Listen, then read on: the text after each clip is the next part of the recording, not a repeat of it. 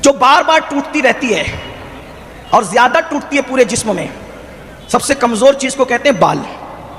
بال ہر وقت تو ٹوٹتے ہیں، بار بار ٹوٹتے ہیں، ہر بار ٹوٹتے ہیں.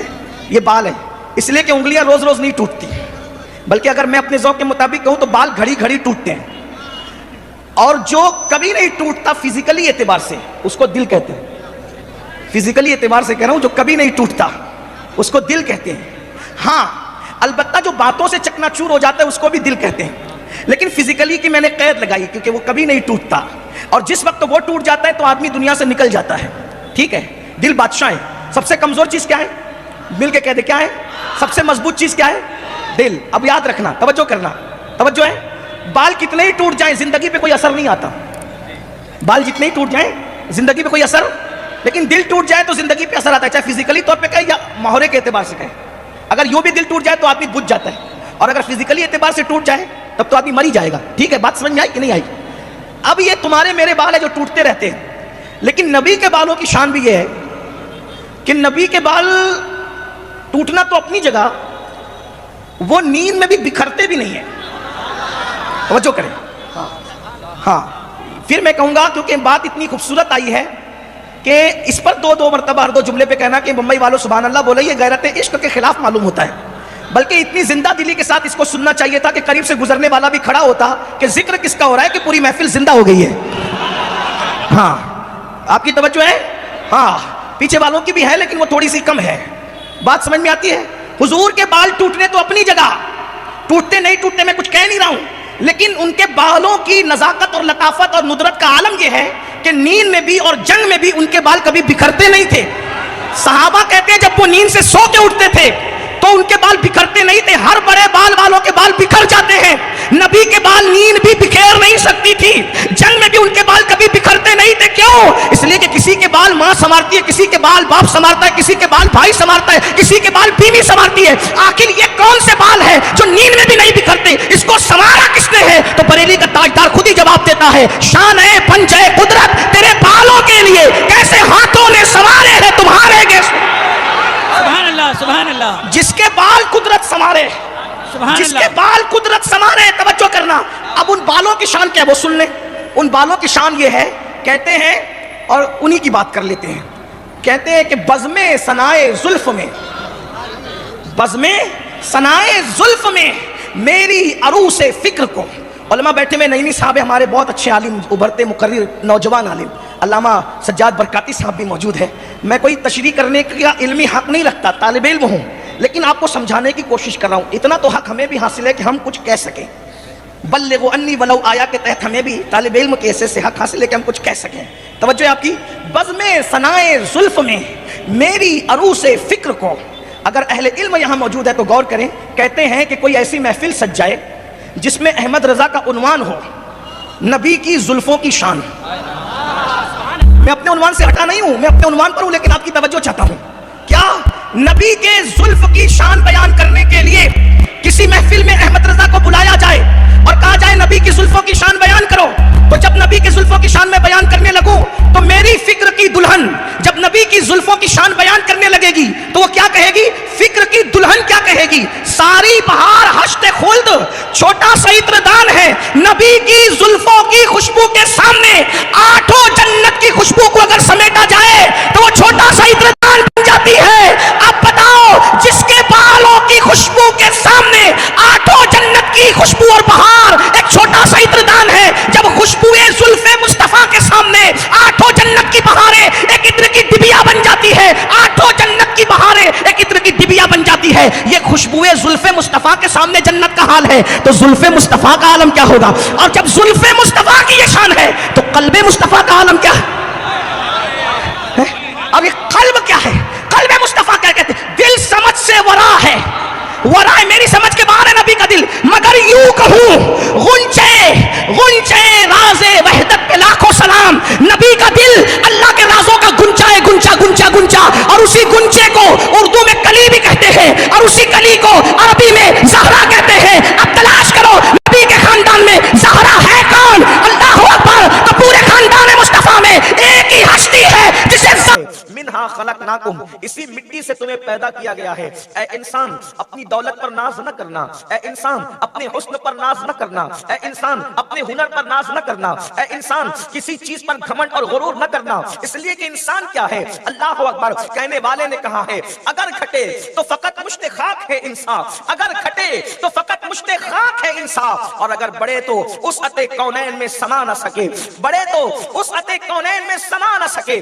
انسان اگر بدکاری کرے، انسان اگر گناہ کرے، انسان اگر جرائم کرے، انسان اگر اللہ کی نافرمانی کرے تو فقط مشت خاک ہو جاتا ہے اور جانوروں سے بدتر ہو جاتا ہے، اور اگر نیکیاں کر کے اللہ کو راضی کر لے تو پھر وہ فرشتوں سے بہتر ہو جایا کرتا ہے۔ میرے آقا علیہ السلام کے پیارے دیوانوں، مٹی کے اس پتلے کو، مٹی کے اس مجسمے کو جو شان ملتی ہے وہ خدا کی رضا کی وجہ سے ملتی ہے۔ قرآن کہتا ہے اسی مٹی سے تجھے پیدا کیا گیا ہے۔ یہ دعا ہم اس وقت پڑھتے ہیں، ان آیات کو بطور دعا اس وقت پڑھتے ہیں جب ہم کسی کی قبر پر مٹی ڈالتے ہیں۔ اللہ اکبر۔ پھر قرآن کہتا ہے وَفِيهَا نُعِيدُكُمْ، تمہیں مٹی سے پیدا کیا اور پھر تمہیں مٹی میں ملا دیں گے۔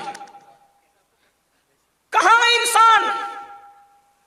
مٹی سے پیدا ہونے والے انسان، تو اپنے خوبصورت مکانوں پر گھمنڈ اور غرور کر رہا ہے، تو اپنی ڈگریوں پہ گھمنڈ اور غرور کر رہا ہے، جبکہ اللہ کا قرآن پکار پکار کر کہہ رہا ہے اسی مٹی سے تجھے پیدا کیا اور پھر دوبارہ اسی مٹی میں تجھے ملا دیں گے، یعنی مٹی سے اٹھا ہے اور مٹی ہی میں انسان کو مل جانا ہے۔ اور پھر قرآن کہتا ہے وَمِنْهَا نُخْرِجُكُمْ تَارَةً أُخْرَى، پھر اسی مٹی سے تمہیں نکالا جائے گا، یعنی پھر تمہیں اٹھایا جائے گا۔ اللہ اکبر۔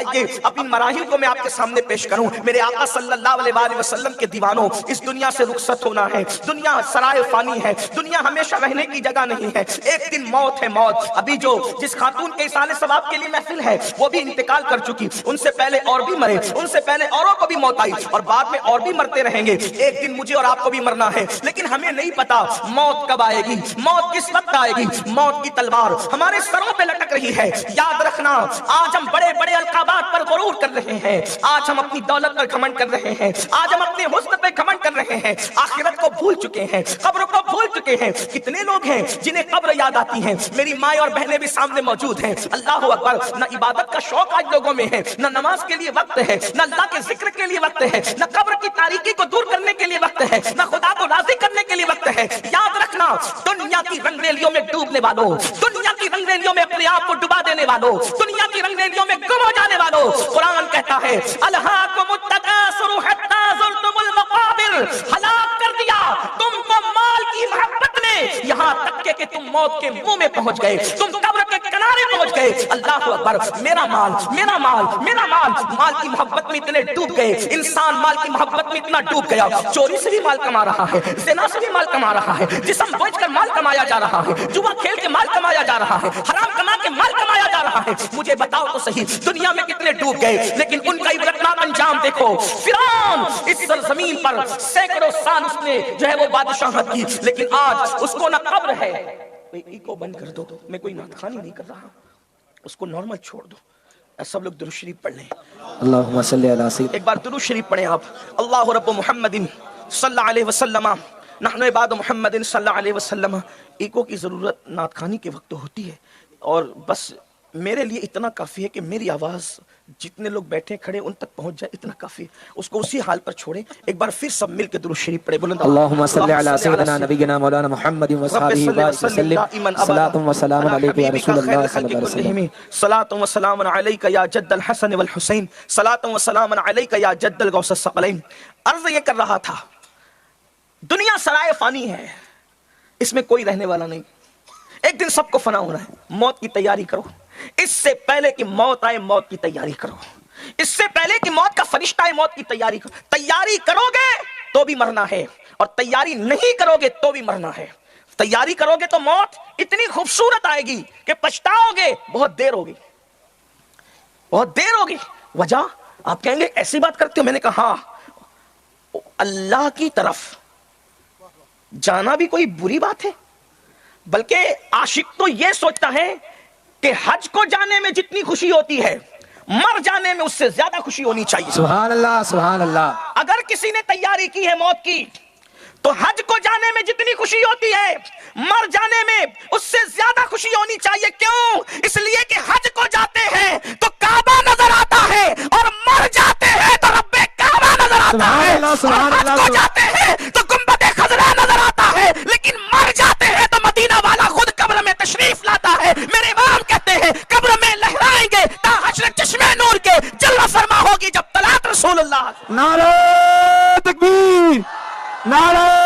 رسالت عظمت شان مصطفیٰ.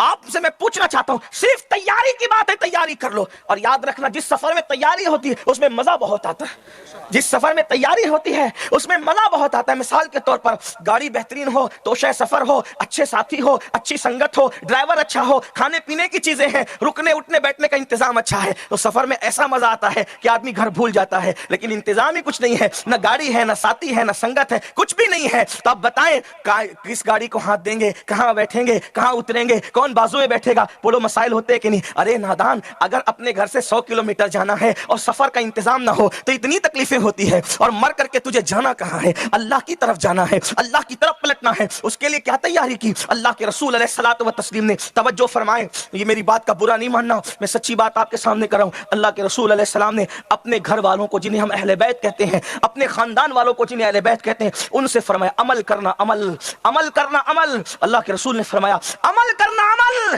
اس لیے کہ جس کو عمل نے پیچھے کر دیا اس کو نسب کبھی آگے نہیں کر سکتا. اللہ کے رسول علیہ السلام نے اپنے خاندان کے لوگوں کو نصیحت فرمائی. پھر خاندان مصطفیٰ نے وہ عمل کیا کہ دور میں ان جیسا عمل کرنے والا آپ کو کوئی نظر نہیں آئے گا. عورتوں میں دیکھو جتنی سجدہ کرنے کا معاملہ سیدہ فاطمہ کی زندگی میں ہے، پھر رسول اللہ کے خاندان کے سوا اس طرح شوق سجدہ آپ کو کہیں نظر نہیں آئے گا. آپ کو بتاؤں، تلاوت سب کرتے ہیں، کوئی ممبر پہ کرتا ہے، کوئی محراب میں کرتا ہے، لیکن نیزے پہ تلاوت کرنے والا نبی کے خاندان میں نظر آئے گا، نبی کے خاندان کے باہر آپ کو نظر نہیں آئے گا. اللہ اکبر. اسی طرح دیکھ لیں 40 سال تک کے عشاء کے وضو سے فجر کی نماز پڑھنے والے غوث اعظم نبی کے خاندان میں نظر آئیں گے. نبی کے خاندان کے باہر آپ کو یہ عمل کا جذبہ، اللہ اکبر، عمل کرنے والوں نے عمل کیا ہے. لیکن جتنا خاندان نبوت نے، کیونکہ انہوں نے اپنے آقا کی بات کو بالکل اپنے پلوں باندھا، یعنی کہ انہوں نے سیریس لیا. اور آج کل ہم اپنے نبی کی باتوں کو معاذ اللہ ثم معاذ اللہ اتنی اہمیت سے کان نہیں دھر رہے ہیں جتنی اہمیت دینی چاہیے. سن لو، موت کی تیاری کرو. گناہوں میں ڈوبے ہیں، گناہوں میں ڈوبا ہے انسان.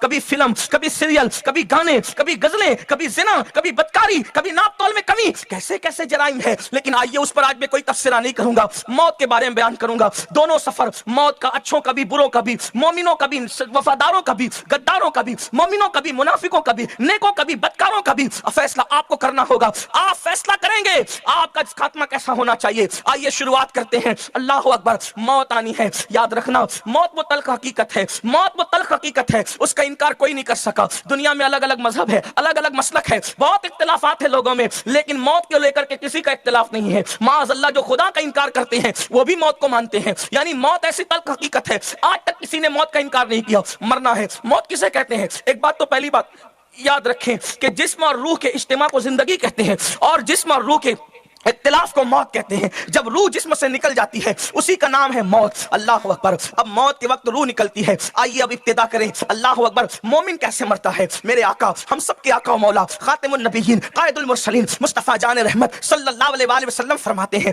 جب مومن کی روح دنیا سے نکلنے والی ہوتی ہے، جب مومن کی موت کا وقت آتا ہے تو تا حد نگاہ فرشتوں کی قطار لگی رہتی ہے، اور وہ اتنے خوبصورت ہوتے ہیں، وہ اتنے حسین و جمیل ہوتے ہیں. ان کے حسین و جمیل چہرے اور خوشبو سے اللہ اکبر ایک عالم معطر ہوتا ہے، خوشبو سے ماحول معطر ہوتا ہے، اور جنت کا کفن لایا جاتا ہے، اور جنت کا کفن آتا ہے. اللہ اللہ. وہ مومن اس وقت اتنا خوش ہوتا ہے اور وہ جلدی کرتا ہے کہ جلدی کیا جائے، اس لیے کہ وہ سوچتا ہے ابھی گئے نہیں دنیا سے، ابھی تو شروعات ہے، ابھی تو ابتدا ہے. اللہ اکبر. اتنے حسن والوں کی قطاریں ہیں، اور جنت کی خوشبو ہے، جنت کا کفن ہے. اور پھر حضرت ملک الموت، جنہیں ہم حضرت اسرائیل علیہ السلام کہتے ہیں، اللہ اکبر، وہ موت کا فرشتہ روح نکالتا ہے. تو میرے آقا نے 3 تمثیلیں پیش کی ہے، وہاں تو بہت ساری مثالیں، لیکن 3 باتیں پیش کی ہے. مومن کو کیسے موت آتی ہے، مومن بنو مومن. اور مومن کون ہے؟ بہت سی چیزیں بتائی گئی. ایک مرتبہ فرمایا جو اپنے لیے پسند کرتے ہو وہی اپنے بھائی کے لیے جب تک پسند نہیں کرو گے اس وقت تک مومن نہیں ہو سکتے. مطلب کیا؟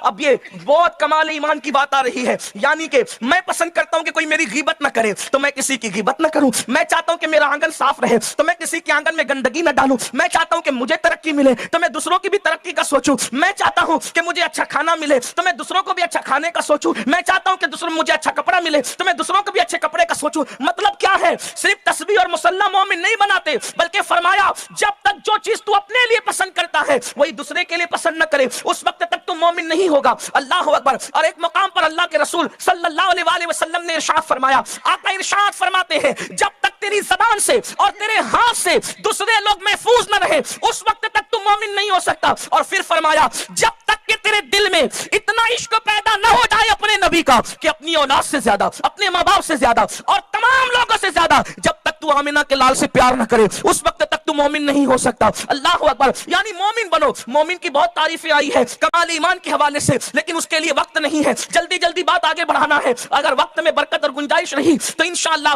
میدان محشر تک کے چند حالات اشارے میں کچھ آپ کے سامنے پیش کریں گے تاکہ یقین پیدا ہو ہمیں جانا کہاں ہے اور اس کی تیاری کا جذبہ پیدا ہو. تو بہرحال آقا فرماتے ہیں مومن جب مرتا ہے، کون مومن اب سمجھ لیے، یعنی اپنے آقا سے عشق کرنے والا، حضور سے محبت کرنے والا، حضور سے وفا کرنے والا. مومن کون مومن، یعنی جو دوسروں کا بھلا چاہتا ہے. مومن کون مومن، اللہ اکبر اللہ اکبر، جو لوگوں کا خیال کرتا ہے. مومن کون مومن، جس کے ہاتھ اور زبان سے دوسرے محفوظ رہتے ہیں. ایسا مومن دنیا سے جاتا ہے. تو آقا فرماتے ہیں جیسے مشکیزہ بھرا ہوا باندھ دیا جائے، دیکھو مومن کی موت، جیسے مشکیزہ بھرا ہوا باندھ دیا جائے اور اس سے قطرے قطرے پانی ٹپکتا ہے اور کسی کو خیال ہوتا ہے کیسے ٹپک رہا ہے، ہلکا سا پانی ٹپکتا ہے. آقا فرماتے ہیں جیسے مشکیزہ سے پانی ٹپکتا ہے ویسے مومن کی روح نکل جاتی ہے. اللہ اتنی سبحان آسانی سے اللہ.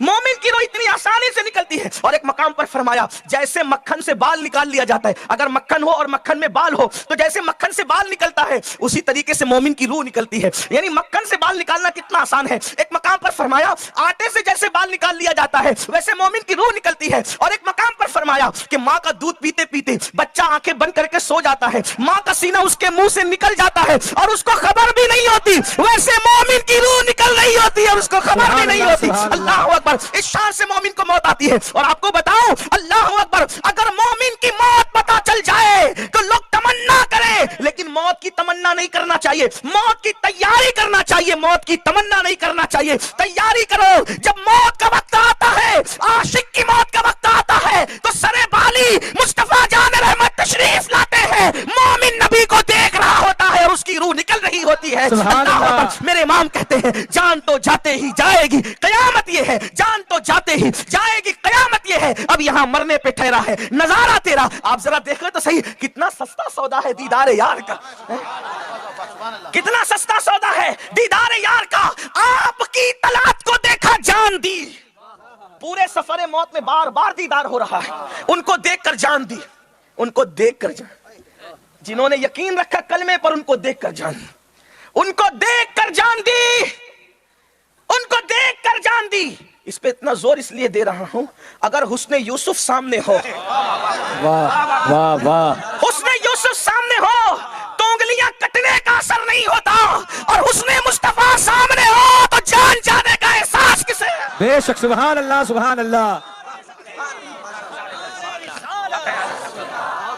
اب آپ کہیں گے یہ حسن یوسف اور حسن مصطفیٰ کیا ہے؟ اگر آپ اجازت دیں، حالانکہ آج کا عنوان یہ نہیں ہے لیکن یہ تو زندگی کا عنوان. سبحان اللہ سبحان اللہ. کوئی بھی ہو عنوان، کوئی بھی ہو، جب تک یار کا ذکر نہ ہے تو محفلیں کس کام کی؟ بے شک حق ہے حق ہے. محفل کیا، ہم تو یہ کہتے ہیں بے دم شاہ کی زبان میں کہ لوگ پتہ نہیں کیوں آئے وہ جانے، لیکن عاشق کہتا ہے عدم سے لائی ہے ہستی میں آرزو رسول. بے شک بے شک. ابھی سہیل باپو کہہ رہے تھے آپ کو اردو کتنی آتی؟ باپو انہیں اردو آئے نہ آئے انہیں عشق آتا ہے. سبحان اللہ. اور لوگ جو زبان نہیں سمجھتے، میری سنی قوم ہر شعر کی زبان سمجھتی ہے، اس لیے کہ عشق اللہ اکبر زبانوں کا محتاج نہیں ہوتا، یہ تو جذبات سے تعلق رکھتا. بے شک. سبحان اللہ سبحان اللہ. ورنہ میر اور غالب کے شعر پڑھنے والوں کی محفل میں سناٹا ہوتا ہے. کیا بات ہے کہ جب عاشقوں کے شعر پڑھے جاتے ہیں تو پوری محفل میں ہنگامہ ہو جاتا ہے. Okay. یہ جذبات ہی تو ہے. ورنہ عدم سے لائی ہستی میں آرزو رسول پوچھو تو مطلب کیا ہے. لیکن بتاؤں گا کیونکہ میں بھی ایک آپ بھی طالب علم، میں بھی یہ سب استاد لوگ ہیں ہمارے. آپ کا علم بڑھانا ہے، ان کو سبق سنانا ہے. ٹھیک، کوشش تو کروں گا. عدم سے لائی ہے، عدم کہتے ہیں نہ ہونا اور ہستی کہتے ہیں ہونا. اب کیا مطلب ہوا؟ پہلے ہم سردی کا خیال اتار دو آپ لوگ، ہاں کیونکہ میں نے بھی کوٹ اتار دیا ہے. جب تک ذکر رسول نہیں شروع کیا تھا تو میں بھی پہن کے بیٹھا تھا، لیکن محبوب کا ذکر ہو پھر سردی کس چیز کا نام ہے؟ واہ سبحان اللہ. یہ عشق کی آگ تو وہ ہے جو جہنم کی آگ بھی سرد کر دے. عشق تیرے صدقے جلنے سے چھٹے سستے، وہ آگ جو آگ بجھا دے گی وہ آگ لگائی ہے. بے شک. سبحان اللہ. اب سنیں بات، اگر سمجھے تو آپ کو کہیں گے، آپ کہیں گے، میں آپ سے کہلواؤں گا نہیں کیونکہ میں چندہ پارٹی کا آدمی نہیں ہوں، اس لیے میں آپ سے کہلواؤں گا نہیں. آپ کو کہنا پڑے گا اگر آپ عشق رکھتے ہیں تو، ورنہ بات بھی بات ہے. جیسے اور لوگ ہیں آپ بھی ہیں, لیکن محبوب کے نام پہ جس کی زبان نہ کھلے تو پھر اس کو غور کرنا چاہیے. میرے بڑے عظیم بڑے چہیتے شاعر سرکار وارث پاک کے در کے پروردہ حضرت بے دم شاہواز ہے نا, ہے بے دم لیکن ایسا دم ہے کہ اچھی حضرت بے دم شاہ کہتے ہیں عدم سے لائی ہے ہم کچھ نہیں تھے پھر ہوئے ہستی. عدم مطلب کچھ نہیں, ہستی مطلب کچھ ہو گئے. تو کیا کہتے ہیں عدم سے لائی ہے ہستی میں آرزوئے رسول. رسول کی آرزو نے ہمیں دنیا دکھائی ہے, اسی لیے محفل میں کیا ان کے لیے دنیا میں اسی کے لیے آئے ہیں. عدم سے لائی ہے ہستی میں آرزوئے رسول. اور پھر کہتے ہیں کہاں کہاں لیے پھرتی ہے جستجوئے رسول. اب اس کی ایک طالب علم کی حیثیت سے تشریح کی کوشش کروں, کر نہیں سکتا. کہاں بے دم, کہاں یہ بے علم. حالانکہ علم نہیں کہنا چاہیے, وہ علم ہے, لیکن تھوڑی سی ردیف ملانے کے لیے, قافیہ بندی اور تک بندی کے لیے کہاں بے دم کہاں یہ بے علم مل جائے بس. حالانکہ وہ علم نہیں ہے بلکہ علم ہے. ہاں آج کل لوگ اس کو بھی علم کہتے ہیں لیکن وہ علم نہیں بلکہ علم ہے. ہاں ذرا پڑوسی ملک کی ہوا سے ہوشیار رہا کریں, سب چیزیں آنکھیں بند کر مت قبول کرو. ابھی میرا بھائی عبد القادر باپو ماشاءاللہ ہندوستان میں ایک باشندے کے اضافے کے ساتھ تشریف لایا. میں استقبال کرتا ہوں, دعا کرتا ہوں کہ صبا وہ چلے کہ باغ پھلے, وہ پھول کھلے کہ دن ہو بھلے. دعا کرتا ہوں. بڑی اچھی نعت پڑھی ماشاءاللہ. کچھ لوگ پڑھتے ہیں تو دل میں اترتے ہیں, ان میں سے ایک یہ ہے. اللہ پاک برکتیں دے.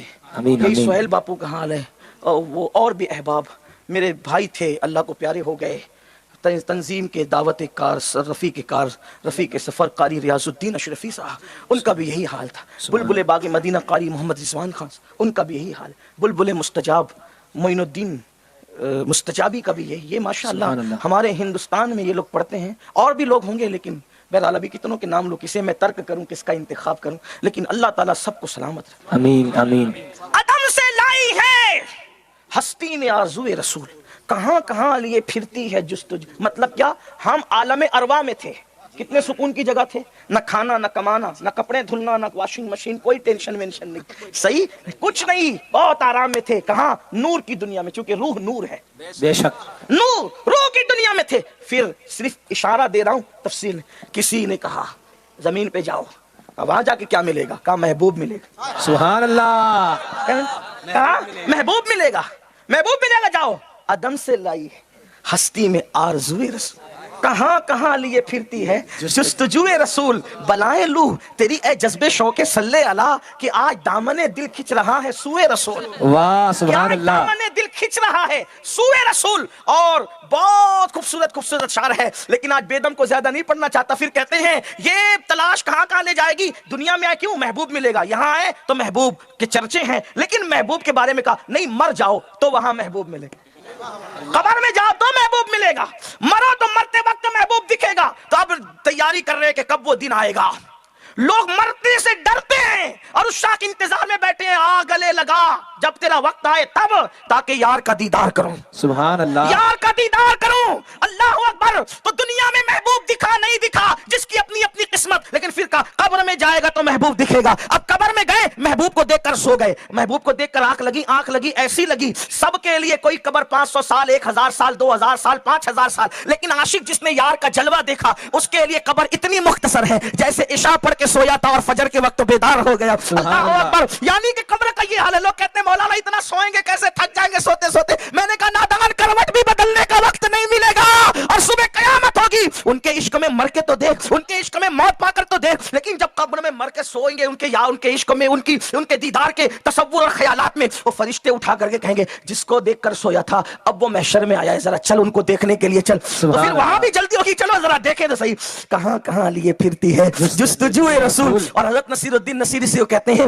قبر کی نیند سے اٹھنا کوئی آسان نہ تھا, قبر کی نیند سے اٹھنا کوئی آسان نہ تھا, ہم تو محشر میں انہیں دیکھنے آئے ہوئے ہیں. اور اس مضمون کو میرے امام اہل سنت کا امام عشق محبت یہ کہتے ہیں, زمین و زمان تمہارے لیے, مکین و مکان تمہارے لیے, چنین و چنا تمہارے لیے, بنے دو جہاں تمہارے لیے, دہن میں زبان تمہارے لیے, دہن میں زبان تمہارے لیے, دہن میں زبان تمہارے لیے, دہن میں زبان تمہارے لیے, دہن میں ہے جان تمہارے لیے, ہمارے یہاں تمہارے اٹھے لیے, بھی وہاں, تمہارے سما لیے, وہ چلے کہ باغ پھلے, وہ پھول کھلے کہ دنوں بھلے, لبا کے تلے سنا میں کھلے ہماری زبان تمہارے لیے. سبحان اللہ سبحان اللہ یا رسول اللہ. آپ کی طلعت کو دیکھا جان دی, قبر میں پہنچا تو دیکھا آپ ہے. سبحان اللہ. میں نے ایک بات کہی آپ کے سامنے, توجہ ہے آپ کی. حضور کو دیکھا اور جان دی. یوسف علیہ السلام کو دیکھا تو انگلیاں کٹنے کا احساس نہیں ہوا. میں واقعہ نہیں بیان کروں گا, کئی بار بیان کر چکا, انگلیاں کٹی کیسے, کیا ہوا, سب آپ کو پتا ہے. لیکن دونوں میں فرق کیا ہے, حسن یوسف اور حسن مصطفیٰ. امام المتکلمین علامہ نقی علی خان ایک حدیث لکھتے ہیں, توجہ کرنا. ایک مرتبہ ام المومنین سیدہ عائشہ صدیقہ نے پوچھا, یا رسول اللہ, آپ کے حسن میں اور حسن یوسف میں فرق کیا ہے؟ توجہ ہے آپ کی. آپ کے حسن میں, تھوڑا سردی کا خیال ہے اس لیے بار بار پوچھ رہا ہوں کہ توجہ ہے آپ کی, اور تھوڑی بات عشق کی ہے تو تھوڑی سی مشکل بھی ہے, لیکن جذبات آپ کے ہیں تو سمجھ میں آئے گی. آپ کے حسن میں اور حسن یوسف میں فرق کیا ہے؟ تو حضور علیہ السلام کا جواب سنو. مختلف موقع پہ مختلف جواب تھا, اس موقع پر جواب سنو. اب آقا فرماتے ہیں, توجہ کریں, فرماتے ہیں, عائشہ, اب جو لوگ حساب جانتے ہیں وہ تھوڑی توجہ کریں. عائشہ, اللہ نے اپنے نور سے میرا نور پیدا کیا. اللہ نے اپنے نور سے, جیسے چاہو اس کی جیسے شان ہے, اللہ نے اپنے نور سے میرا نور پیدا کیا, پھر میرے نور کے 10 حصے کیے. نور کے حصے نہیں ہوتے, یہ صرف سمجھانے کے لیے بات کر رہا ہوں. پھر میرے نور کے 10 حصے کیے, 9 الگ. حضور کے نور سے 10 حصے مانے مجازن, صرف سمجھانے کے لیے, تفہیم کے لیے, کوئی حقیقت کیفیت بیان ہو نہیں سکتی. میرے نور کے 10 حصے کیے. حساب والے توجہ کریں, حساب والے حساب, عشق والے عشق. آپ کے حسن اور یوسف علیہ السلام کے حسن میں کیا فرق ہے؟ عائشہ, اللہ نے اپنے نور سے میرا نور پیدا کیا, پھر میرے نور کے 10 حصے کیے, 9 الگ, 1 الگ, اس 1 سے 10 حصے کیے. سبحان اللہ.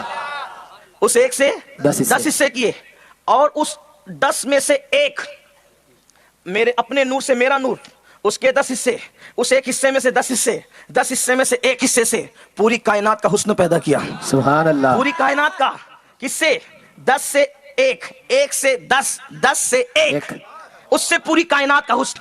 کیا مطلب؟ ستاروں کا حسن اسی سے, سیاروں کا حسن اسی سے, فلک کا حسن اسی سے, سورج کا حسن اسی سے, تتلیوں کا باغپن اسی سے, مرغوں کی آواز اسی سے, چڑیوں کی چہچہٹ اسی سے, نکھتے گل اسی سے, شفق کا جمال اسی سے, افق کی سرخی اسی سے, آپ کے خوبصورت چہرے اسی سے, ہمارے اس منبر پر بیٹھنے والے علماء اور سادات کے نورانی چہرے اسی سے. تیری نسل پاک میں بچہ بچہ نور کا, وہ سارے بچے اسی میں آئے ہیں, اسی نور کی. اللہ اکبر, وہ ترنگ ہے, گرتے ہوئے آبشار, اللہ اکبر, بہتی ہوئی ندیاں, گہوروں کی گنگناہٹ, تتلیوں کا باغپن, پھولوں کی نزاکت, نکھتے گل, گلابوں کی خوشبو, اللہ اکبر, یہ سبزہ زار, یہ آسمان, یہ برستے ہوئے بادل, اور یہ بادلوں کا حسن, بلکھاتی ہوئی ندیاں, سمندروں کی روانی, دریاؤں کی روانی, سمندروں کی تغیانی, سیب کے اندر موتی, یہ سب کچھ کس میں؟ بلکہ اسی ایک میں جنت کا حسن و جمال بھی, جنت کا حسن و جمال بھی اسی کے اندر. اللہ اکبر, 1 حصے حسن کا یہ عالم ہے. اپنے نور سے میرا نور, میرے نور سے 10 حصے, 10 میں سے 1 سے 10 حصے, 10 میں سے 1 سے پوری کائنات کا حسن. اب پوری کائنات 1 حصے میں اتنی خوبصورت ہے, اور اکیلے 9 سے حضرت یوسف کا حسن پیدا کیا. اب بتاؤ, یوسف اتنے خوبصورت تھے, کون تھے وہ؟ تو 10 میں سے 1 کا 9واں حصہ تھا, تو وہ اتنے خوبصورت تھے. جب حسن یوسف کا یہ عالم ہے, تو جس کے نور سے حضرت یوسف کو وجود ملا ہے, وہ کس قدر حسن والے اور جمال والے ہوں گے. اسی لیے مولانا جمیل الرحمان کہتے, کیا حسن ہے اے سید ابرار تمہارا, اللہ بھی ہے طالب دیدار تمہارا, اور کیوں دید کے مشتاق نہ ہو حضرت یوسف, اللہ کا دیدار ہے دیدار تمہارا. سبحان اللہ, کیا جمال ہے ان کا. اور وہ سرے بالی آتے ہیں جب عاشق دنیا سے جاتا ہے. اسی لیے کہا جاتا, جب کوئی انتقال کر رہا ہو تو کوئی ناپاک وہاں موجود نہ رہے, بچے رونے دھونے والے نہ رہے, وہاں تصویر نہ رہے, وہاں کتا نہ رہے, وہاں زبان سے غلط بات نہ نکالو, کیونکہ جو بات نکلے گی وہ فوراً قبول ہو جائے گی. کیوں؟ اس لیے کہ رحمت کے فرشتے آئے ہیں, اور بعید نہیں کہ کچھ رحمت للعالمین بھی تشریف لائے ہوں. اللہ اکبر, فرشتوں کا آنا تو یقینی ہے, لیکن حضور کی آمد جو ہے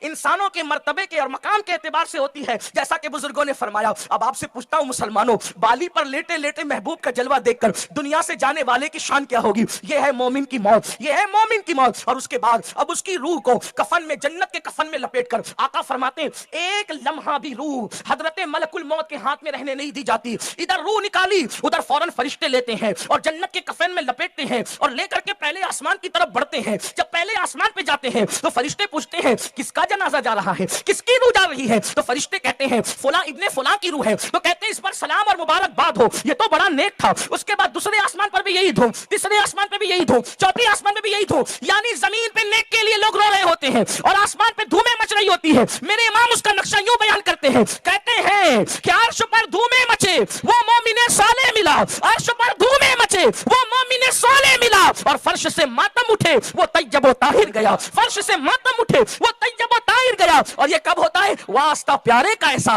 ہو کہ جو سنی مرے، یوں نہ فرمائے تیرے شاہد کہ وہ فاجر گیا۔ ایمان پہ مرنے والوں کی دھومیں مچتی ہے، یعنی ابھی جنازہ چارپائی پہ رکھ کر کے قبرستان نہیں گیا، روح کا جنازہ آسمانوں پہ جا رہا ہے، حتیٰ کہ اللہ کی بارگاہ میں وہ روح حاضر کی جاتی ہے۔ اللہ فرماتا ہے یہ میرا بندہ ہے، اس کے نام اعمال کو اعلیٰ علیین میں رکھ دو اور لے جا کر کے اس کی روح کو اس کے جسم میں لوٹا دو۔ اللہ اکبر۔ پھر کیا ہوتا ہے؟ اب اس کی روح کو اس کے جسم میں لوٹایا جاتا ہے، اس کو قبر میں رکھا جاتا ہے، تو جانتے کیا ہوتا ہے؟ اللہ اکبر۔ قبر اس کا استقبال کرتے ہوئے کہتی ہے جب میری پشت پر چلتا تھا اللہ کے خوف و خشیت سے، تب بھی میں تجھ سے پیار کرتی تھی، آج میرے پیٹ میں آ گیا ہے، آج بھی تجھ سے پیار ہے۔ دیکھو قبر سب کو دباتی ہے، قبر دبائے گی بھائیو، سب کو دبائے گی، لیکن نیکوں کو کیسے دبائے گی؟ کیسے دبائے گی پتہ ہے؟ بلی دیکھی ہے؟ بلی نہیں دیکھی؟ نہیں دیکھی تو دیکھنا، سبحان اللہ۔ بلی اپنے بچے کو بھی منہ میں لیتی ہے اور چوہے کو بھی منہ میں لیتی ہے، دونوں کو منہ میں لیتی ہے۔ تو بلی اپنے بچے کو کیسے منہ میں لیتی ہے؟ خراش تک نہیں آتی۔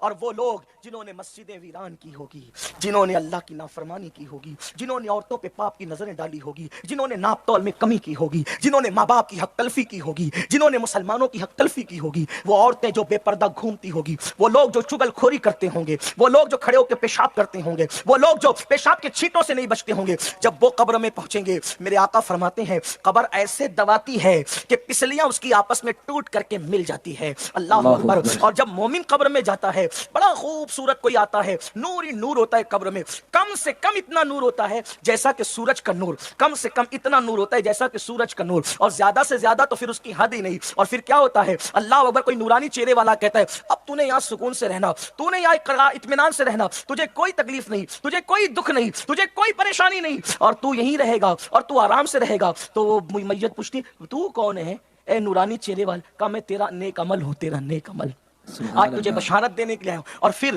میرے آقا فرماتے ہیں جنت کا بستر بچھتا ہے۔ قبریں سب ایک جیسی نظر آتی ہے، قبریں ایک جیسی ہے، حالات اندر کے ایک جیسے نہیں ہیں۔ آپ کہیں گے یہ کیسے ہو سکتا ہے؟ آسان زبان میں سمجھاؤں۔ دیکھو چار لوگ ایک ہی بستر پہ سوئے، چار لوگ ایک ہی بستر پہ سوئے، ایک سو کے خواب دیکھ رہا ہے کہ میں بادشاہ بن گیا، میں تخت پہ بیٹھ گیا، میں کھانا کھا رہا ہوں، کتنی خوشی ہوگی اس کو، سکون سے سویا ہے لیکن اندر وہ خوش ہو رہا ہے نا۔ ایک خواب دیکھ رہا ہے ڈاکو آئے، حملہ کیا، میرے ٹکڑے ٹکڑے کر دیے، کتنا گھبرا رہا ہوگا وہ، اندر اندر ہی اندر سو رہا سکون سے۔ اسی میں نے سمجھانے کے لیے کہا قبر کے ساری قبریں پرسکون ہیں، کسی کی کوئی قبر جہنم کے گڑھوں میں سے گڑھا ہے، اللہ کوئی جنت کے باغوں میں سے باغ ہے، کوئی پہلی رات کی دلہن کی طرح سویا ہے، کوئی چیخ چلا رہا ہے۔ اگر قبروں کے حالات انسانوں کو پتہ چل جائے تو انسان ایسے پگھلنے لگے جیسے نمک پانی کے اندر پگھلنے لگتا ہے۔ عذاب قبر چھوٹی چھوٹی چیزوں کی وجہ سے بھی ہوتا ہے۔ اللہ کے رسول صلی اللہ علیہ وآلہ وسلم نے فرمایا جب اللہ سے دعا کیا کرو تو قبر کے عذاب سے اللہ کی پناہ مانگا کرو۔ قبر آخرت کی پہلی منزل ہے، اگر قبر کی پہلی منزل میں کامیاب ہے تو آخرت کامیاب ہے، اور پہلی منزل میں ناکام ہے تو پھر سب تباہ و برباد ہے۔ اللہ کے رسول صلی اللہ علیہ وآلہ وسلم فرماتے ہیں جب اللہ کے نافرمان اور منکر کو موت آتی ہے، موت تا حد نظر فرشتے ہوتے ہیں لیکن ایسی ڈراؤنی شکل کے ہوتے ہیں، ایسی ڈراؤنی شکل کے، اور اس کے لیے کھردرا ٹاٹ لے کر آتے ہیں اور انتہائی بدبو ہوتی ہے وہاں، اور وہ اس وقت تو سوچ رہا ہوتا ہے کہ میں نہ مروں لیکن اس کی کب چلتی، اور اس طریقے سے اس کی روح کھینچی جاتی ہے، ایسا لگتا ہے جیسے سینے پر زمین اور آسمان سمیٹ کر رکھ دیے گئے۔ اتنی پیاس کی شدت ہوتی ہے کہ اگر 7 سمندروں کا پانی اس کے منہ میں اڈیل دیا جائے تو کوئی اس کی پیاس کو بجھا نہیں سکتا، اس کو اتنی بھوک مسلط کی جاتی ہے، اگر پہاڑوں کو کھانا بنا کر اس کے حلق میں اڈیل دیا جائے تو اس کی بھوک نہیں مٹ سکتی۔ اللہ اکبر۔ اور وہ تڑپ تڑپ کر کے مرتا ہے، ایک ایک جسم سے اس کی روح کھینچ کر نکالی جاتی ہے، روح نکلنا نہیں چاہتی کیونکہ وہ خبیث روح ہوتی ہے، اس کا خبیث پن ہوتا ہے۔ اللہ اکبر۔ اس نے خبیث اعمال کیے ہوتے ہیں، اور جب اس کی روح نکلتی ہے تو پھر فرشتے اس کو بدبودار ٹاٹ میں، کھردرے ٹاٹ میں لپیٹ کر لے جاتے ہیں، اور جب پہلے آسمان کی طرف جاتے ہیں تو فرشتے کہتے ہیں یہ کون روح ہے, یہ تو خبیث روح ہے, اور اس کے بعد کہا جاتا ہے اس کو واپس لے جاؤ, اللہ اکبر, پھر اس کے نامہ اعمال کو سجین میں رکھ دیا جاتا ہے, اور پھر کہا جاتا ہے اس کی روح کو لوٹا دو. اس وقت کی حسرت کیا ہوتی ہے میرے بھائیوں, میں اپنی بہنوں سے بھی کہتا ہوں, لوگوں کے سامنے اچھے بننے کی بجائے اللہ کو منانے کی کوشش کرو, اس کو راضی کرنے کی کوشش کرو. ذرا سوچو تو صحیح, جب پیشاب کے چھینٹوں سے نہ بچنے کی وجہ سے عذاب قبر ہوتا ہے, عذاب قبر کن کن چیزوں کی وجہ سے ہوتا ہے, تھوڑی اس کی وضاحت کر دوں, اور آگے ٹائم رہا تو ٹھیک ورنہ بات مکمل ہوگی. عذاب قبر سب سے پہلی چیز, کس چیز سے عذاب ہوتا ہے؟ عذاب قبر ہوتا ہے. حضرت عبداللہ ابن عباس کے پاس کچھ لوگ آئے, اور آنے کے بعد کہا کہ حضرت ہم لوگ حج کے لیے آ رہے تھے, ایک بندے کا انتقال ہو گیا. حج کے راستے میں جس کا انتقال ہو کتنا خوش نصیب ہے وہ بندہ. ابن عباس سے کہتے ہیں اے ابن عباس, ہم حج کے لیے آ رہے تھے, راستے میں ایک بندے کا انتقال ہو گیا. اچھا, پھر ہم نے قبر کھودی تو قبر کے اندر اژدہا نکلا, دوسری قبر کھودی اس میں بھی اژدہا نکلا, تیسری کھودی اس میں بھی اژدہا نکلا. اب ہم آپ کے پاس ہے کیا کریں؟ فرمایا پوری روئے زمین کھود ڈالو تو بھی نکلے گا, چونکہ اس کے کرتوت ایسے تھے. مسلمانوں بھائی اور بہنوں غور کرو, سفر حج میں جا رہا ہے, کرتوت اچھے نہیں ہے تو قبر کا یہ حال ہے. کیا نیت سے فلم دیکھنے جاتے ہو, اگر اسی حالت میں موت آ گئی تو کیا حال ہوگا؟ کس ہمت اور طاقت کے ساتھ حجام کی کرسی پر بیٹھ کر کے داڑھی مڈاتے ہو, اگر اسی حالت میں موت آ گئی تو کیا حال ہوگا قبر میں؟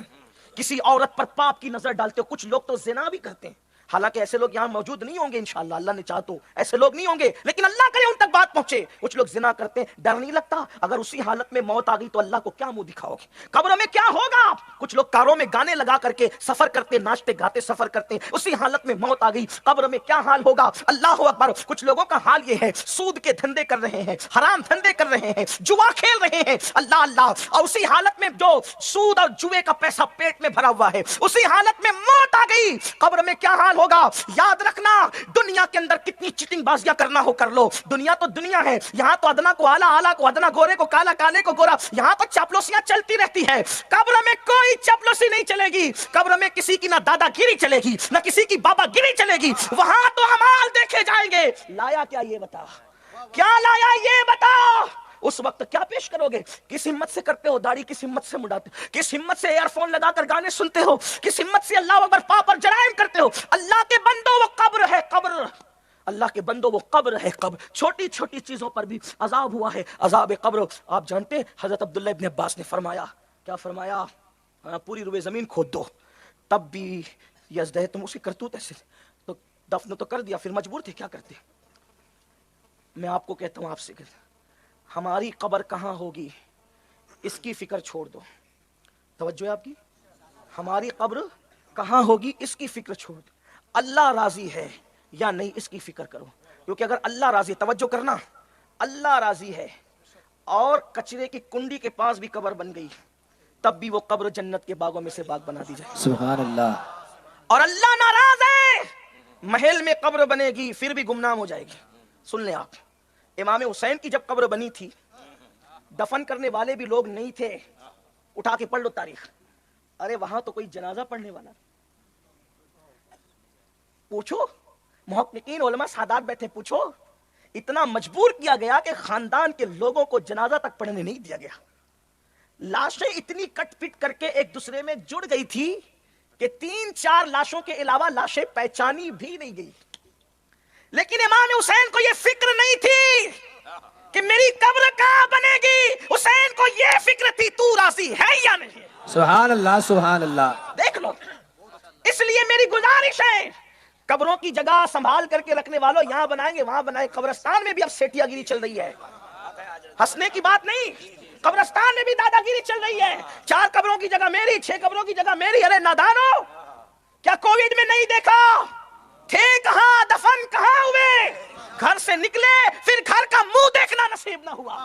اس لیے قبروں کے لیے مرنے بعد, بلکہ قبروں کے لیے بھی جھگڑا ہو رہا ہے, اتنی جگہ ہماری ہوگی اتنی ہماری. پورے گاؤں والے لڑ رہے ہیں, جھگڑا کر رہے ہیں. ارے میں کہتا ہوں تمنا یہ کر میرے عزیز کہ محبوب کے قدموں میں جگہ میں چھوڑ فکر دنیا کی, چھوڑ فکر دنیا کی، چل مدینے چلتے ہیں، مصطفیٰ غلاموں کی قسمتیں بدلتے ہیں. کہا کہ تمنا کر، سچی تمنا کر، مرے گا کہیں بھی انشاءاللہ اگر عشق سچا ہے تو مدینے کی زمین مل ہی جائے گی. مولانا جمیل الرحمان کا شعر ہے، لاشے کو مدینے میں کرے دفن فرشتے، لاشے کو مدینے میں کرے دفن فرشتے، مر جائے اگر ہند میں بیمار تمہارا. کیا حسن ہے اے سید ابرار تمہارا، اللہ بھی ہے اللہ، کیا حسن ہے سید ابرار تمہارا، اللہ بھی ہے طالب دیدار تمہارا. اور کیوں دید کے مشتاق نہ ہو حضرت یوسف، اللہ کا دیدار ہے دیدار تمہارا. اور لاشے کو مدینے میں کرے دفن فرشتے، مر جائے اگر ہند میں بیمار تمہارا. میرے عزیزو اللہ کو راضی کرو، اس کے محبوب کو راضی کرو. طرز یہ کر رہا تھا، سفر حج میں مر رہا ہے، مرنے کے بعد اس کی قبر کھودی گئی تو جگہ جگہ ازدہے دیکھے گئے. لوگ اس کو کہانی قصہ سمجھتے ہیں،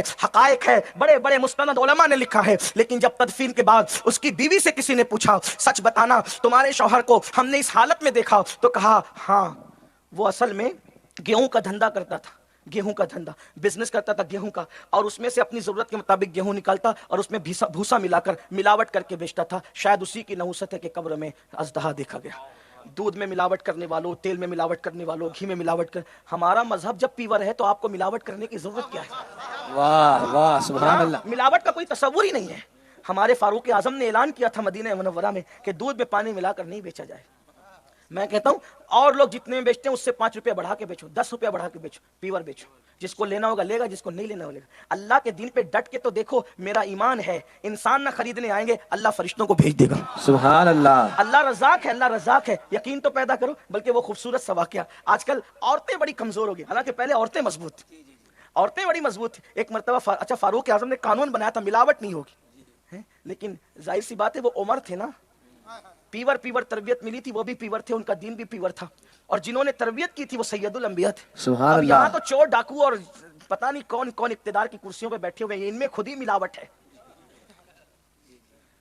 اگر مجھے خیال نہ ہوتا ممبر کے تقدس کا تو میں کہتا کہ کہاں کہاں ملاوٹ ہے، لیکن نہیں کہوں گا کیونکہ ممبر کا ایک تقدس ہے.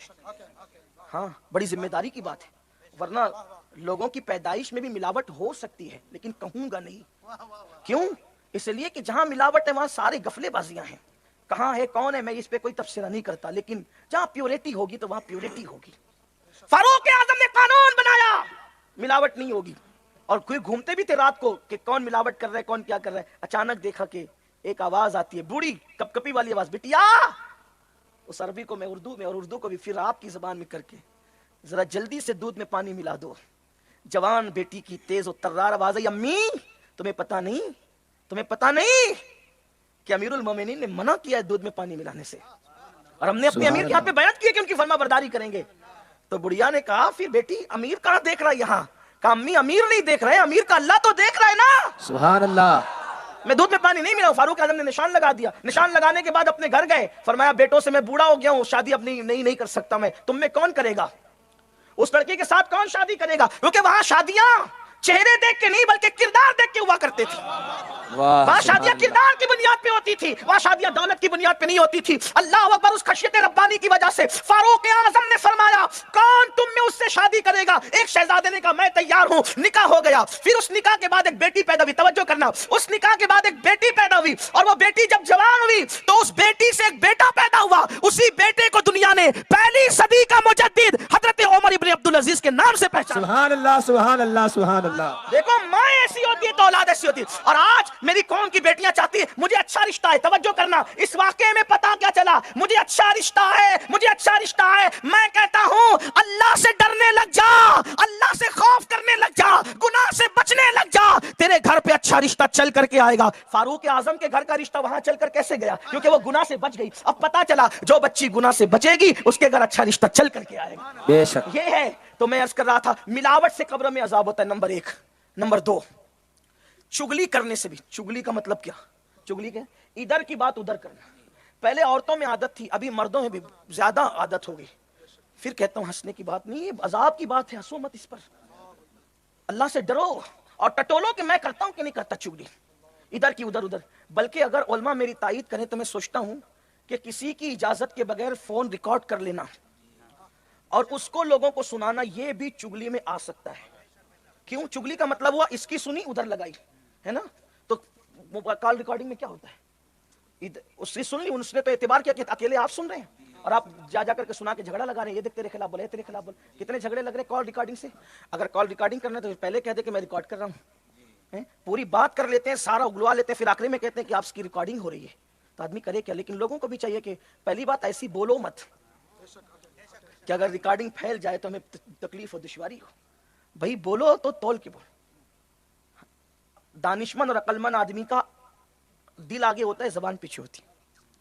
جس کا دل آگے ہوگا اس کی زبان کبھی فتنہ نہیں پیدا کرے، اور جس کی آگے زبان ہوگی تو پھر ہو گیا کام. چگلی مت. چگل خور جنت میں داخل ہوں. یہاں پر امام غزالی کا ایک خوبصورت سا واقعہ یاد آیا. جب حضرت یوسف علیہ السلام کے بھائیوں نے ان کو کنویں میں ڈال دیا اور کہا ابا بھیڑیا کھا گیا. کیا کھا گیا؟ بھیڑیا. اور اس کے لیے وہ پکڑ بھی لائے بھیڑیا، جٹل مٹل کا بھیڑیا پکڑ کے بھی لائے وہ، اور لا کر کے کہا حضرت اسی نے کھایا، اسی نے. تو حضرت یعقوب علیہ السلام نے روتے ہوئے کہا او بھیڑیے، تجھے میرے یوسف پہ ترس نہیں آیا؟ تو نے اس کو کھا لیا، نبی کے بیٹے کو کھا لیا، یوسف صدیق کو کھا لیا. بھیڑیے نے کہا نبی جانوروں کی بھی زبان سمجھتے ہیں. بھیڑیے نے کہا حضرت میں کیسے کھا لوں گا؟ یوسف تو نبی ہے نا، نبی کو کا جسم کھانا حرام ہے. جانور نبی کا جسم نہیں کھا سکتے، نبی کا جسم کھانا میں کیسے کھا سکتا ہوں؟ وہ تو نبی ہے. پھر میرا یوسف کہا ہے. کہا جانتا ہوں میں کہاں ہے، بتاؤں گا نہیں کیونکہ چگلی ہوگی. اللہ اکبر، اللہ اکبر. میں جانتا ہوں بتاؤں گا نہیں، چگلی ہوگی. حضرت امام غزالی لکھتے ہیں اپنی کتاب تفسیر سورہ یوسف میں، اللہ کو اس کی ادا اتنی پسند آئی کہ بھیڑیا ہو کر کے چگلی سے بچتا ہے. اللہ نے حضرت یعقوب سے فرمایا ہم اس کو جنت میں داخل کریں. سبحان اللہ. اگر بھیڑیا چگلی سے بچ جائے تو وہ جنت میں جاتا ہے. اے خیر امت تم کب چگلی سے بچو گے؟ اس دوست سے سنا، اس سے لگایا، اس سے سنا، اس سے لگایا. بہت بری عادت ہے یہ چگل خوری کی، اور اللہ نے جنت کے دروازے پہ لکھ رکھا ہے کہ چگل خور جنت میں نہیں جائیں گے. اگر چگلی بند ہو جائے، چگلی، امت کے 90% جھگڑے ختم ہو جائیں گے. ساس بہو کا جھگڑا، دیورانی نے جٹھانی کی لگائی، جٹھانی نے دیورانی کی لگائی، ننن نے بھاوج کی لگائی، بھاوج نے ننن کی. یہ جھگڑے ہیں چگلی کی وجہ سے. مت کرو چگلی. جنت میں داخلہ نصیب نہیں ہوگا، جنت کی خوشبو نصیب نہیں ہوگی، اور عذاب قبر جو ہوگا وہ تو ہوگا. اس کی تفصیل نہیں عرض کر سکتا کیونکہ ٹائم اب ختم ہوا میرے پاس. اب آگے سن لیں. عذاب قبر جو پیشاب کے چھینٹوں سے نہیں بچتا، اس پر بھی عذاب قبر ہوتا. بڑی مشہور روایت آپ نے سنی ہوگی کہ اللہ کے رسول علیہ السلام ایک جگہ سے جا رہے تھے، 2 قبریں دیکھی تو کچھر بدکنے لگا. مفہوم پیش کر رہا ہوں. تو حضور علیہ السلام نے ایک ٹہنی توڑی درخت سے 2 ٹکڑے کر کے رکھ دیے اور فرمایا کہ جب تک یہ تر رہیں گے عذاب میں کمی ہوتی رہے گی. اور ان دونوں قبروں پر جو عذاب ہو رہا تھا کسی بڑی وجہ سے نہیں ہو رہا تھا. دونوں قبروں پر ایک پر اس لیے عذاب ہو رہا تھا کہ وہ چگل خور تھا، اور دوسرے پہ اس لیے عذاب ہو رہا تھا کہ وہ پیشاب کے چھینٹے سے نہیں بچتا تھا. اس لیے پیشاب کے چھینٹے سے بہت بچو. احتیاط، کھڑے ہو کے پیشاب نہ کیا کرو. پیشاب کے بعد استنجا کرو، پانی لو، ڈھیلا لو، بیٹھ کے کرو استنجا. پیشاب کے چھینٹے سے قبر میں عذاب ہوگا. آخری بات کر دوں، ہے تو داستان بڑی طویل. جس نے دنیا میں ماں باپ کا دل دکھایا اس پر بھی عذاب قبر ہوگا. ماں باپ کو جیسے جملے کہے ویسے اس پر عذاب اس اعتبار سے. ایک مرتبہ کچھ بزرگوں نے اپنی کتاب، امام سیوطی نے لکھا، حضرت فقیہ ابو اللیث نے لکھا کہ چند لوگوں کا قافلہ جا رہا تھا. کیا دیکھا کہ ایک جھوپڑا ہے، وہاں پر قبر ہے. تو ایک شخص نکلتا ہے اور نکلنے کے بعد اس کا سر گدھے کی طرح ہے، اور وہ چکر لگا کر کے گدھے کی آواز ڈھیچو ڈھیچو کرتا ہے. وہ پھر وہ قبر میں چلا جاتا ہے. یہ منظر دیکھا گیا، بڑی کثرت کے ساتھ کتابیں موجود ہیں. تو معلومات لی گئی تو پتہ چلا کہ وہ شراب پیتا تھا، اور ماں جب اس کو نصیحت کرتی تھی تو ماں سے کہتا تھا کہ کیا گدھے کی طرح تو چلاتی رہتی ہے. ماں کو کہتا تھا کیا گدھے کی طرح چلا. تو اس کی ماں نے بتایا میرا بیٹا ہے، جب سے میرا اس کا یہ حال ہے. ماں باپ کا دل دکھاؤ گے تو عذاب، بلکہ عذاب قبر تو اپنی جگہ. ماں باپ کا دل دکھانے والوں کا خاتمہ ایمان پر ہونا مشکل ہو جاتا ہے. مرتے وقت ان کی زبانوں پہ کلمہ جاری نہیں ہوتا. بے شمار واقعات ہیں. ماں باپ کا دل نہ دکھاؤ، تکلیف نہ پہنچاؤ. آج کل تو ماں باپ کو گھر کا کچرا سمجھا، اور اس میں بڑی معافی کے ساتھ گھر کی عورتوں کا بڑا دخل ہے. کیونکہ عورتیں یہ سوچتی ہے کہ مجھے ساس سسر نہیں چاہیے. اس میں وہ شوہر کا ذہن سیٹ کرتی ہے کہ آپ کسی بھی طرح سے ان کو گھر سے باہر نکالو، دوسرا گھر دلاؤ، مکان دلاؤ.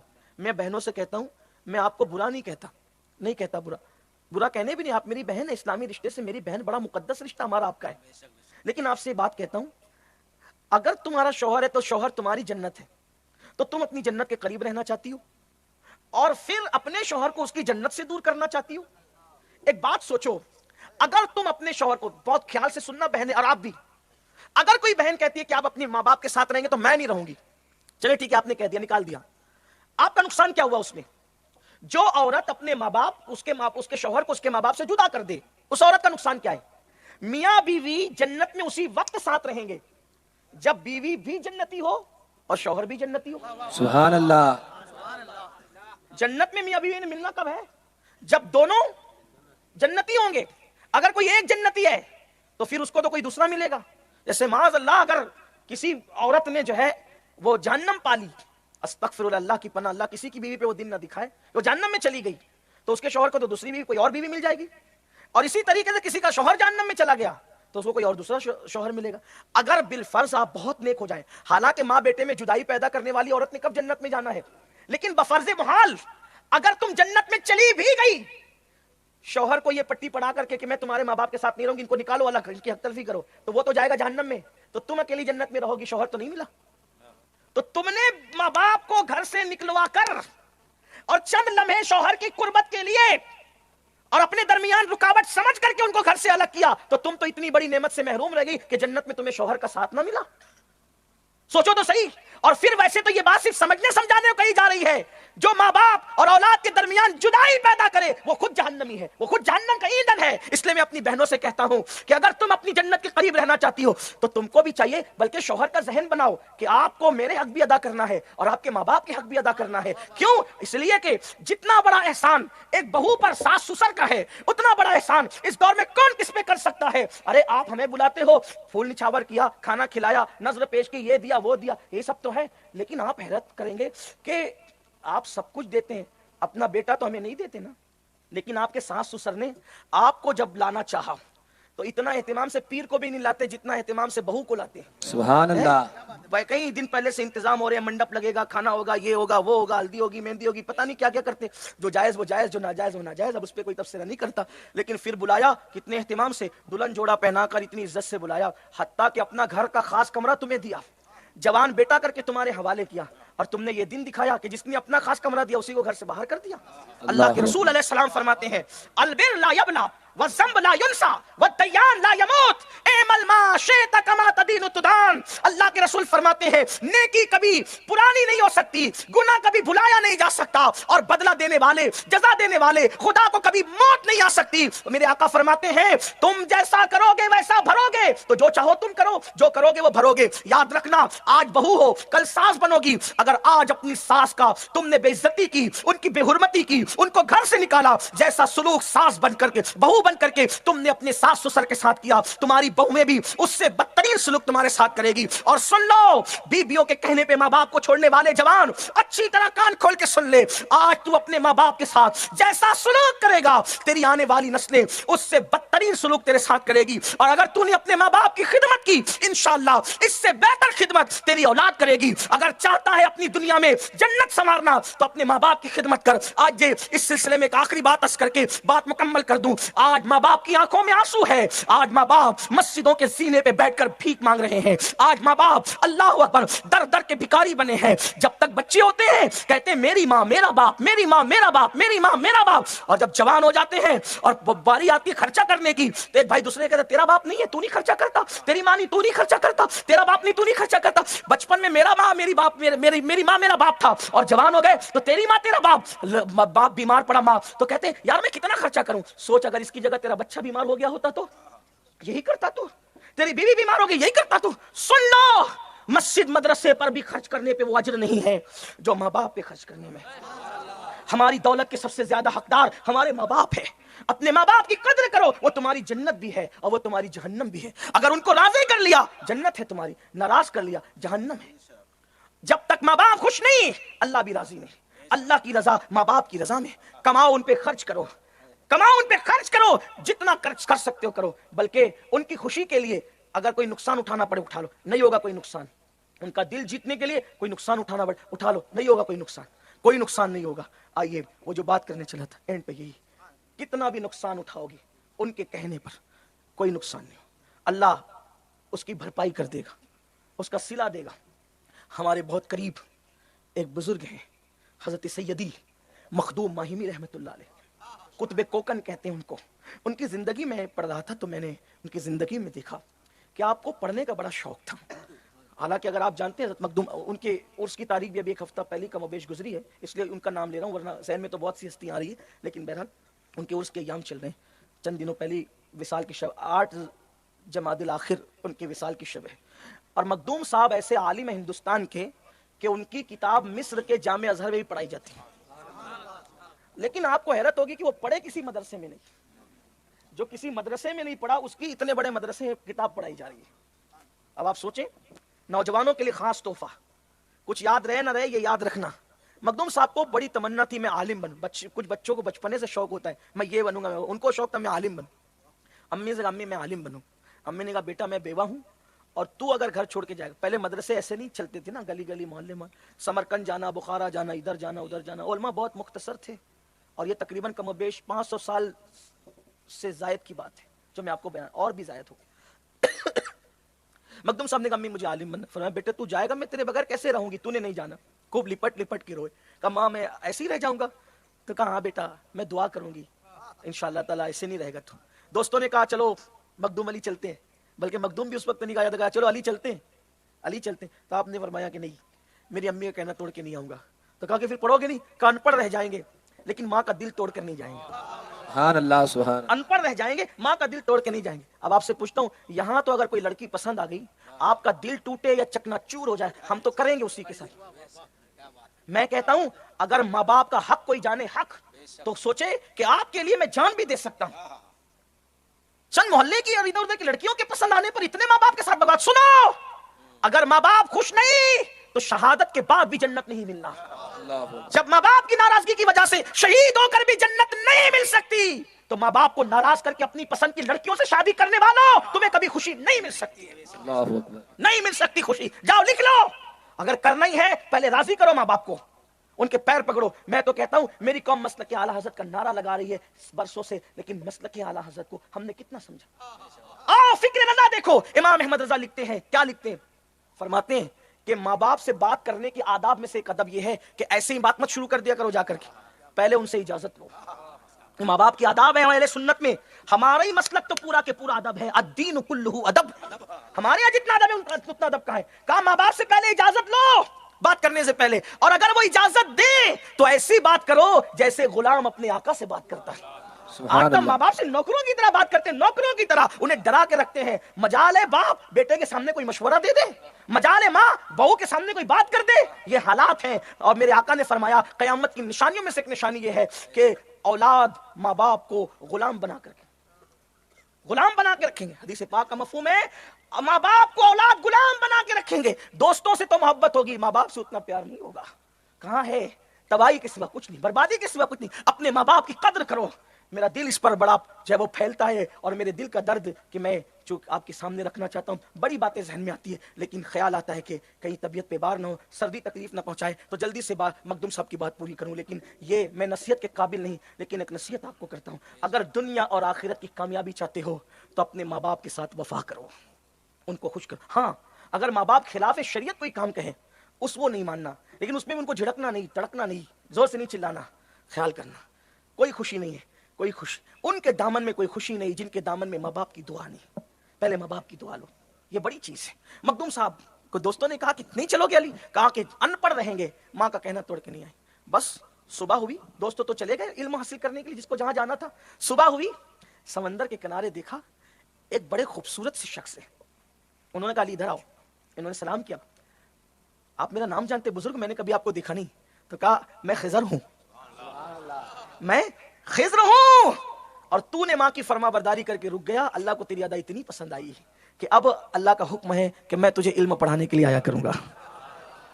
لیکن مجھ سے وعدہ کرو، توجہ، مجھ سے وعدہ کرو یہ بات کسی سے کہو گے نہیں.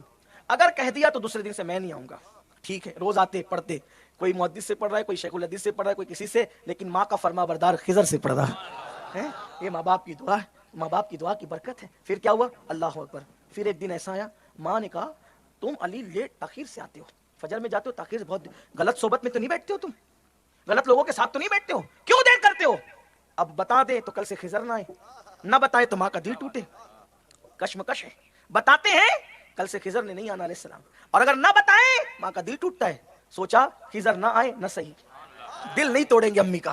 ماں کو بتا دیا امی غلط صحبت میں نہیں، میں تو حضرت خضر کی صحبت میں بیٹھتا ہوں، علم حاصل کرتا ہوں. انہوں نے کہا تھا راز بتاؤ گے، کل سے نہیں آئیں گے امی، اب وہ نہیں آئیں گے، امی اب وہ نہیں آئیں گے. راز افشا ہوا اور اب میرا قصہ تمام ہوا. ماں نے کہا کوئی بات، اللہ کرم فرمائے گا. کل گئے جب وہاں پہنچے بہت روئے تھے لپٹ لپٹ کے, اب وہ نہیں آئے, کل گئے تو موجود تھے, لیکن کہا پڑھانے نہیں آیا, خوشخبری سنانے آیا.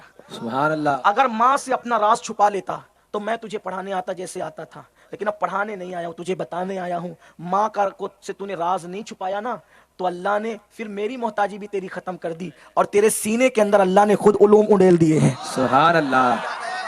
اللہ نے علم ڈال دیا تیرے سینے میں, اللہ نے علوم ڈال دیے. دیکھو یہ ماں سے وفا کا مطلب. تھوڑی تکلیف آتی ہے, بوڑھوں کو سنبھالنا سب کے بس کی بات نہیں, یہی تو